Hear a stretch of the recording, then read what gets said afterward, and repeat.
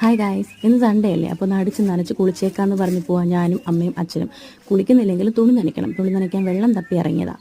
എന്താണെന്ന് വെച്ചാൽ 2 കിണർ വീട്ടിലുണ്ടെന്ന് പറഞ്ഞിട്ട് ഒരു കാര്യമില്ല മിസ്റ്റർ. അതിനകത്ത് വെള്ളം വേണം, എന്നാലല്ലേ നനയ്ക്കാൻ പറ്റത്തുള്ളൂ.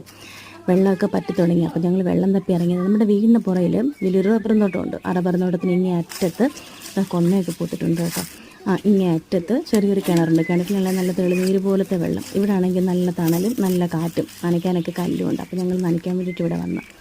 ഇതിൻ്റെ പുറയിൽ കാടാട്ടോ. കാടെന്ന് പറയുമ്പോൾ കുറുനരി, പന്നി, കാട്ടുപോത്ത്, ആന, അങ്ങനെ മയിൽ, അങ്ങനെ എല്ലാ മൃഗങ്ങളും ഉണ്ട്. നിങ്ങളുടെ അവിടെയൊക്കെ ഉണ്ടോ ഇങ്ങനെ?